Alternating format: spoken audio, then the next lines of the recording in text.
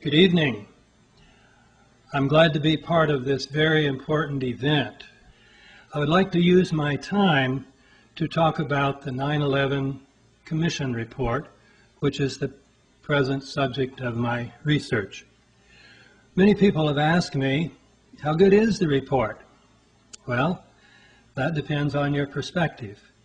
If you're one of the average Americans who get their news about 9/11 from the mainstream media, you will probably think the 9/11 Commission report is excellent.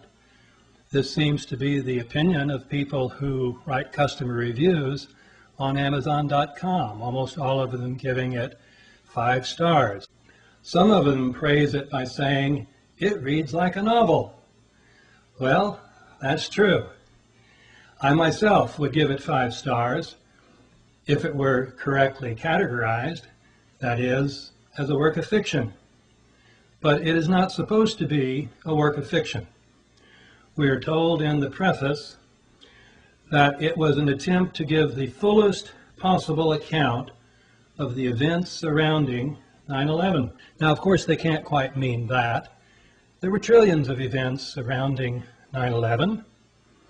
They meant they were going to give an account of those that seemed relevant to understanding 9/11.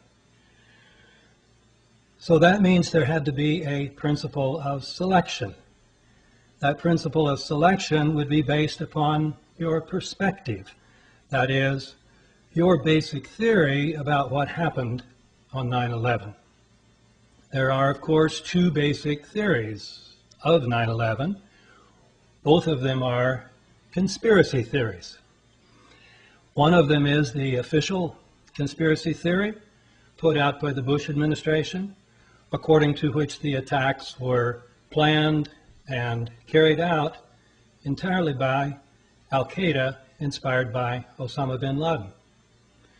The other account, which is the alternative conspiracy theory, suggests that the attacks were made possible by the complicity of the Bush administration itself. In the preface, we read that the report is intended to be impartial, but it is definitely not impartial as between these 2 theories.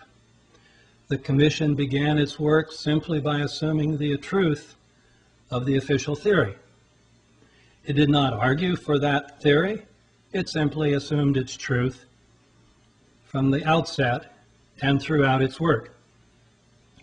And it uses this theory to decide which events are relevant. We're also told in the preface that they intended their work to be independent and nonpartisan. Now, by nonpartisan, they meant that the committee was made up equally of Democrats and Republicans. Even this claim isn't quite true, because the chairman of the commission is a Republican, and even more importantly, the executive director is a Republican. And this executive director, Philip Zelikow, is not just any old Republican. He was a member of the National Security Council of the Bush I administration, where he worked with Condoleezza Rice. Then, during the Clinton years, when the Republicans were out of office, he and Condoleezza Rice co-authored a book. And I have co-authored a book with somebody, and I know you have to be very good friends, and you have to share almost all beliefs in common. He then worked for the transition team for the National Security Council for the transition between the Clinton and Bush administrations. And finally then, he was appointed to Bush's Foreign Intelligence Advisory Board. So the commission is definitely not independent, if you mean independent from the White House, because the executive director represents the perspective of the White House. Now, why is this important?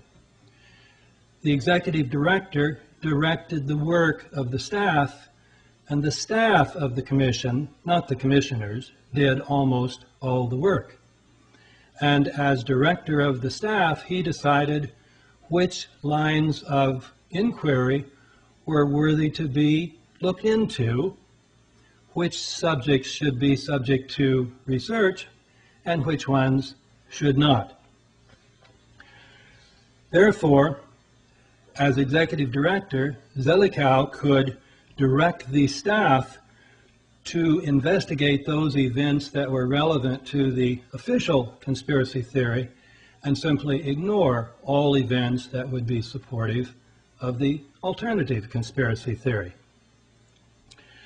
Some critics, having read the 9/11 Commission report from the perspective of the alternative theory, have called it the 9/11 Omission Report. Well, this is a good name because it systematically excludes virtually every fact supporting the alternative theory. But given Zelikow's role, this should be no surprise to us. Some people have also called it a whitewash, and it is.